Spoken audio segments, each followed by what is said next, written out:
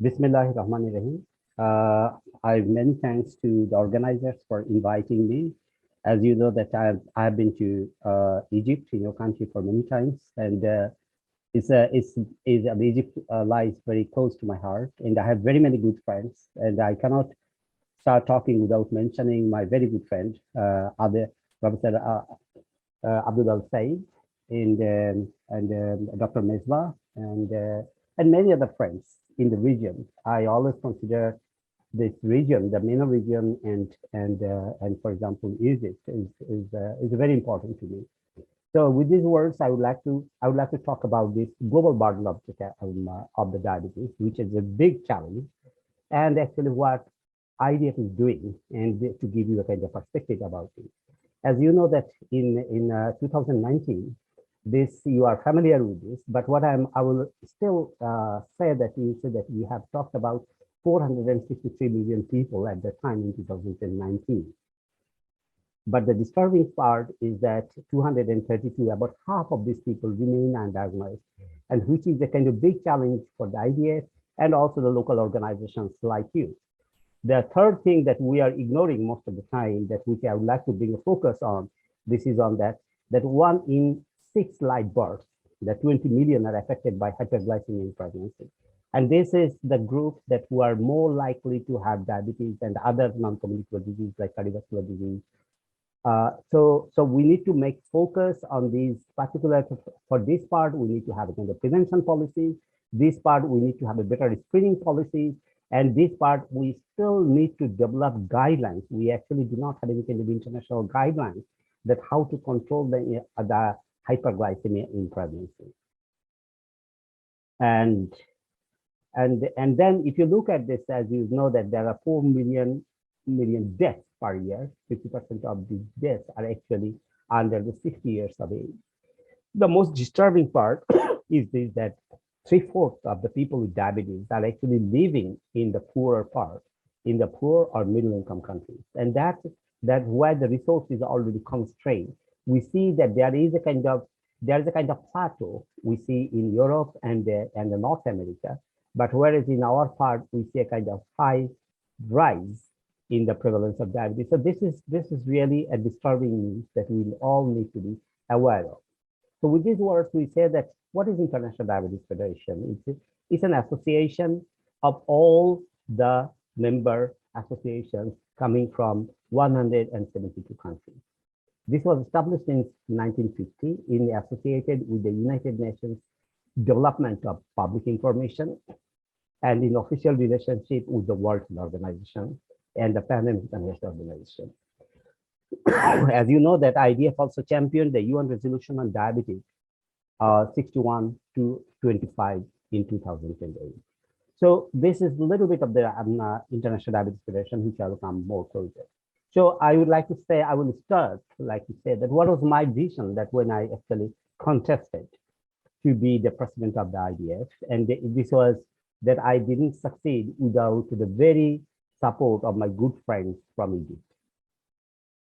So this was my vision, that this to reconcile and rebuild IDF. And this is my constant struggle, because IDF, as we know that in the past, we are not united. And it's actually, this is not a good thing, because we are risking the advocacy policy for people with diabetes, particularly in the research constrained societies, and to unify all global diabetes associations and one represented by IDF as a global voice for the people of diabetes. Because we need to think that even though we go to many other organizations, but to have a kind of global voice for the people of diabetes globally, it's only IDF. And how do we do it? Because we wanted to do by ensuring democratic and transparent structure of the IDF policies, which probably you have seen that we have already developed a kind of democratic and a very transparent structure that we hope that member associations are having this kind of access to all kinds of information, regaining the trust of our member associations, the global corporate partners with mutual respect irrespective of geographical location, race, religion, gender, and professional background. And this is very important, that we see that the IDF has lost the trust of our member associations. We are trying our best to get it back. And I hope that we are gaining back. We have seen that, for example, Diabetes UK is now back to as our member, and also many other member associations who have left is coming back. And so is also the corporate partners, but we see, that this COVID, due to the COVID pandemic, so we are deviated, and so process has been slowed.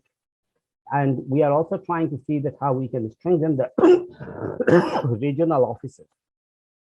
And this is my vision, to provide the necessary autonomy with responsibilities, because regional office should be autonomous, but they must have responsibility. The board of the regional board must have the and should be in line with the IDF, because the regional offices are not independent. They're subsidiaries of the IDF global. Building ties with the WHO and other international bodies like UN. And I will show you that how much we are struggling and how much we have succeeded in bringing this collaboration, ensuring life-saving drugs insulin to all people with diabetes. As you know that this is 100 years since the insulin was administered in humans for treatment, but still that almost 50% of the people with diabetes do not have regular access to insulin, the life-saving drug. So this is what we are still fighting, and we are trying. And as I will come back to you that we have now done one resolution from the WHO. It says WHO resolution on the access to insulin. So what is the mission of the IDF? It says it to be the leading authoritative global voice for the people with diabetes and those at risk, and improve the quality of life of all people with diabetes, prevent type 2 diabetes, and fight discrimination against all affected by diabetes. This is very, very important, because we know that the people with diabetes are discriminated, particularly the girls in the poorer part of the world. And we need to be active in all fronts in terms of their, for example, education, in terms of the career development, in all phases, to promote diabetes care, prevention, and cure worldwide. So IDF works in partnership, because we are a global association, but we need to have a partnership in order to have a sustainable and a strong organization, global and regional level. So regional offices are very, very important. Policy of high quality research and policy to develop too. As you know that we developed some high quality research, and we also have this kind of world congresses, and one of the world congresses is coming in about 1 week, that will start from the 6th of December until the 11th of December. I hope that most of you will join. And we need to be present in globally recognized authority in diabetes. And I will show you that the initiatives that we have taken in this respective. So what is the vision of 2023? So I would like to say that we want to have a kind of engage 1 million healthcare professionals by December 2023. And this is how we achieve it, and I will come to this discussion. This will be done with the IDF school that I will say that in the best of the IDF that we are giving some center of excellence, the International Diabetes Federation, and the congresses that we have. So what do? We have kind of evidence-based research, policy and advocacy, campaign and communication, education and training, and World Diabetes Congress and the events as I have just talked. So building the evidence to inform the global response to diabetes. So that is one is this IDF Atlas, because IDF Atlas is the authoritative voice until now. So even though WHO is have some data that are providing, and we also have different data that is also coming from the Americans in terms of the global burden of diabetes and this kind or for example, but IDF Atlas remains the authoritative voice, and I will show you that we are now a very close. We are finalizing the discussion with the WHO to have a kind of joint atlas that is with the WHO and IDF Atlas, Diabetes Atlas. we are now just working on the details, which I'll come back to. The building the evidence from the global response of diabetes. You see that these are just because from this global response, in order to have a global response, we need to know that exactly what is happening in each of the countries and each region. And that is very important for our advocacy, the global advocacy. As we have seen that, for example, if you see that, for example, in your region, in the Middle East, there will be a kind of 96% rise. So you see that there is a kind of sharp rise in North in the MENA region. But if you look in Europe, there's only 15% rise. If you look at the North America, it's 33% rise. But if you look at, for example, Africa, there will be 143% rise. So you see that there's a rising in the areas where we have already constrained resources. And so increasing global awareness and the World Diabetes Day, as we have discussed, this World Diabetes Day, this 14th of November, was launched in 1991 by the IDF and the World Health Organization. So this actually, we started celebrating this with the WHO since 1991 in response to rapid rise diabetes. But in 2007, the General Assembly adopted this, the UN General Assembly adopted this day, the World Diabetes Day. The document is recognizes the urgent need to pursue the multilateral efforts to promote the improvement of human health and provide access. So, dear friends, colleagues, that you should remember that this is the first any disease of non-communicable disease, not the infectious disease, but any diseases. So this was the first non-communicable disease to be recognized by the UN. So what we are doing, so in world, so what we say that in first 1 year, that what we want to be working on is access to medicine and care. In the second 2 years, that we are trying to access to education, because we know that health professionals and people who living with diabetes, this access to education and knowledge is important because they need to take care of their own health. And the year 30 is that we focus on primary and secondary prevention. So these are the 3 focuses areas. The increased global awareness of diabetes, insulin, as we have discussed, that this is the 100 years of insulin being applied for human treatment. But as I said, that what we have achieved is a different story, because why we are still not being able, why the world is not still being able to provide this life-saving drug to all the people, even though it is known, but the cost, if you see, look at the cost, this is a different discussion, that the insulin cost is rising very sharply. I think the industry will have to come in, industries and government, because the industry also have a social responsibility in order to tackle this situation. So, and then that IDF took a lead to create a WHO resolution with the support of all international partners on universal access to insulin. The resolution was passed on the May 27th May in 2021 under the name Resolution on Reducing the Burden of Non-Communicable Diseases through Strengthening Prevention Control of Diabetes. Dear friends and colleagues, it took a lot of effort because it's not easy, even though it's a humanitarian crisis, but there are many governments who are opposing this resolution because they have their benefit for their industry that is producing life-saving drug insulin. And because they didn't want to, they see some of the governments, unfortunately, still see the business interest before the human life. So, but it was not easy, but we have achieved it. Advocating globally for people with diabetes who are at risk. That we have also have a kind of IDF advocacy work group, that is the regional webinars that we have done. And I can say that your region, the MENA, is very active. Policy briefs, outreach to the member states, participation in high-level meetings, collaboration with the WHO and FAO, and strategic alliances with the NCD Alliance, Medicine Patent Tool, Global Coalition for Circulatory Health, etc. So we are now making up a kind of alliance with many, but we must remember that we must collaborate with all international partners. That is there, but we must not dilute the focus on diabetes, because we have seen that again and again that some of our collaborating partners, I do not want to mention the names, they want to go into the area of diabetes without the involvement of the IDF or its member association, and that we must not allow, because because idea that will dilute the focus of the work that we do. And empowering the people with diabetes, the blue circle voices and the young leaders. And young leaders, this is important in order to empowering the people with living with diabetes. But what I think my vision is to empowering the people with diabetes.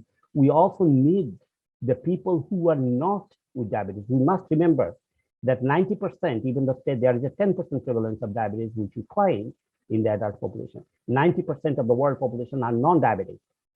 If we cannot build an alliance with the non-diabetic population, our struggle to establish the right of the people with diabetes will be limited. So therefore, we must build alliances, and therefore, in all these initiatives, we must have people with diabetes and people without diabetes. IDF Advocacy Academy in 2022 plans. And so what we are trying to bring in 2022, the basic diabetes facts which will be coming to the new atlas, which will be coming in 1 week time. Project development and evaluation, including fundraising, relevant advocacy campaign and how to support them, policy speaking and storytelling, use of social media, and face-to-face training during IDF Congress in 2022. So these are basically the programs that we are running through the IDF school. As you know, that IDF Advocacy Academy, this is the IDF school. And I will come, we can say that we have been quite successful. At the moment that we have, when I took over, we had about 40,000 people. And within this time that we have now come up to about 72,000 people, we almost doubled the number of people in that IDF school. And my target before I leave the IDF office, we should have 100,000 people, the healthcare professionals, under the IDF school training program.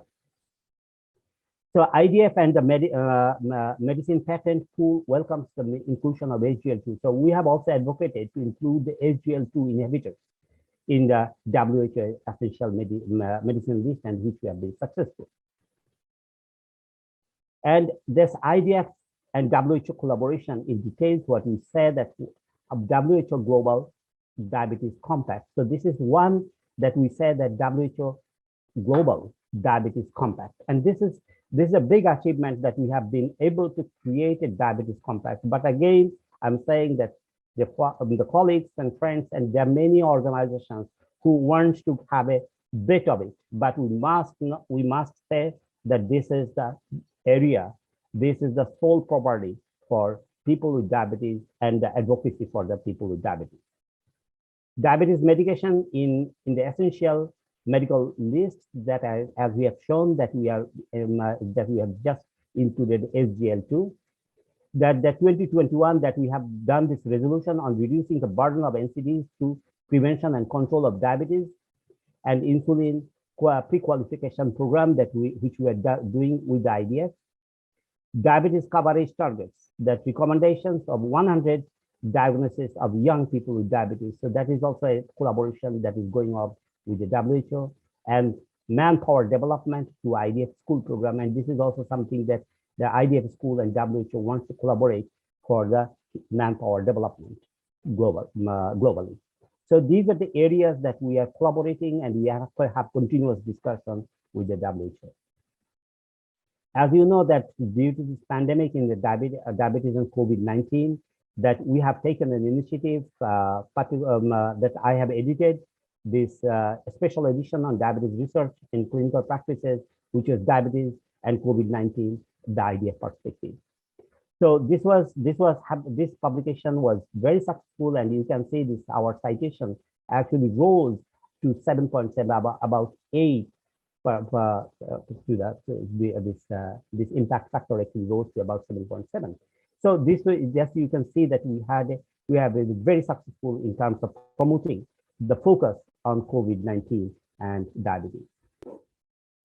Further, what we have done about this 100 years of insulin that we have just discussed, that we have also produced another special issue on 100 years of experience with insulin, with Antonio and myself, that we both co-edited this special issue. So we are focusing on the science, we are focusing on the WHO, and we are hoping that we are gaining the trust of our member association. So talking about briefly about the gaps in diabetes education, as we said that at the moment we have about 70,000 people, that are healthcare personnel registered. They're coming actually from 210 countries. And if you see this, for example, most of the people are actually coming, the 82% is coming from the low and middle income countries, and which is actually good news. Because we know that, for example, the Europe, America, the richer part of the world, they have their own education program. So we think that to cover the people that where is a need, and we think that we have been successful. And I think that we'll engage more. And I'm also thinking to make a kind of regional program. And this education program, we can say that this has accredited premium courses, which is paid, and there are also free courses, accredited free courses. And I can tell you that this education, this course is also affiliated with the European credit system. So these certificates that you can have a kind of accreditation from the European accredited system. So what we are focusing, we are saying that in this school that we are focusing on the global side, so which is there. I'm trying to develop a kind of regional that there, because our 7 regions are different, and these regions need different education because our structures are different, and we need that based on this need. And for this, we need the regional cooperation, because unless the region comes and says that this is our need, we will not be able to develop it at a proper regional program. And I think this is very, very important. And the third thing that I want to develop is the complementary, because I know that many of our our member associations are involved in training and educating the people and the professionals. So we are not competing, but what we can see, we can set up a dialogue and see that how this IDF program can complement their ongoing program, so that it will be win-win situation for the IDF and also by supporting our member association. And revisiting, we are also planning to revisit IDF guidelines and type 2 diabetes. So IDF will take a new initiative to revisit and update its guidelines in the light of the new evidences. And I hope that we'll start, this committee will start from 2022. The main focus at this stage that will be the type 2 diabetes that we'll be revisiting, gestation diabetes that we have just discussed, because there is a lack, there is no international agreement. And the third thing that we have, that is what is important, is the fasting and diabetes. That the reason that we are going for fasting and diabetes, that there are all religions, because the IDF has people with all faiths, and all faiths have different forms of fasting. So of course, the Ramadan will be the main focus, because this is the Muslims that they fast from sunrise to the sunset, but whereas the others have kind of partial fasting. So we will come up with a kind of new guidelines on type 2 diabetes, GDM, and fasting and diabetes. And I hope to complete it before 2024, before I give up or I leave IDF as the president. So we are also expanding in IDF in China expansion. This IDF school is now involved in China, and we are gaining very quick access in this market. And as you know, that this is a vast market, and here we have the largest number of people with diabetes. So taking the barriers and the gaps in diabetes education, so we are trying to say that where are the barriers, where are the gaps in diabetes education we are trying to fulfill. We are also trying to introduce one program that is for the people with diabetes, that is a patient education.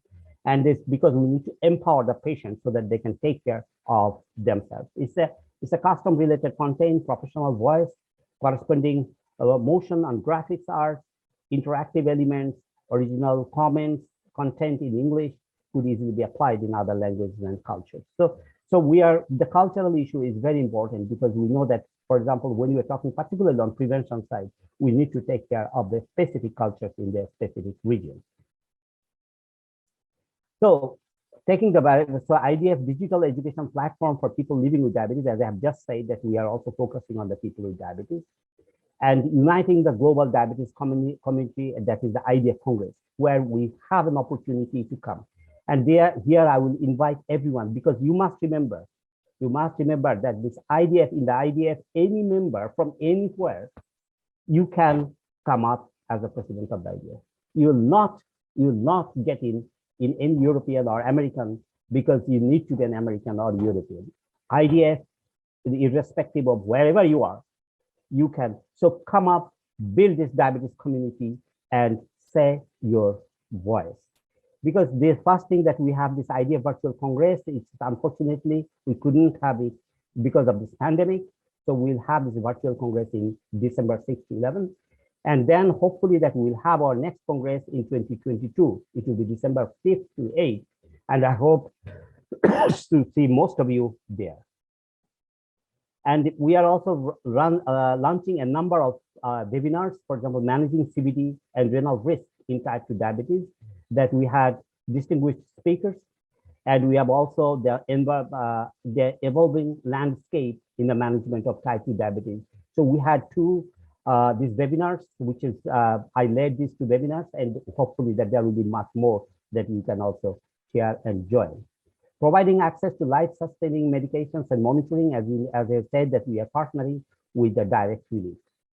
Funding for non-communicable disease from the at WHO. You see that the total WHO expenditure on NCDs, you see that where we are. And the global NCDs, diabetes burden and others, for example, if you see. So you see that it's a huge task. It's a huge task that in order to say this, for example, this part is actually the NCD part. And this is the WHO expenditure. And of course, it's old data, but it is not much has been changed. So as we said, that it's about only 0.1% is allocated to non-communicable disease as a whole, leave alone diabetes. So in summary, what he said, that based on demographic changes alone, the number of persons with diabetes in the world will be more than doubled in the next 30 years. In the development of the countries, they will increase by 30 to 70%, mostly in older persons. But in developing countries, they will increase by 250%, mostly between young age, 45 to 64 years of age group. These projections do not take into account any increase that attributes to future increase in obesity. As you know that, for example, this pandemic alone is probably like to increase the number of diabetes because of many reasons. For example, the obesity level is probably going to increase, and there are also some biological signs and symptoms that the virus may interact with beta cells, and which can actually potentially increase the risk of both type 1 and type 2 diabetes. This data is still premature. We are observing this data, but mostly that the people are missing the control. They're not going to the hospital. So therefore, the complication rate will increase dramatically. In conclusion, so what I see, the increase of type 2 diabetes and obesity represents a major public health challenge for the 21st century. The estimates of future burden currently used seriously underestimate what is going to happen. That because we have seen again and again that our estimates are wrong. IDF is devoted to scientific excellence in diabetes for the best treatment, care, prevention, international cooperation, and policy development for the well-being of the people with diabetes. Continuous support to the IDF is essential to maintain the global voice for the people with diabetes. When you support IDF, you do not think of your interests. You think the people of diabetes globally. With these words, I say thank you for your kind attention.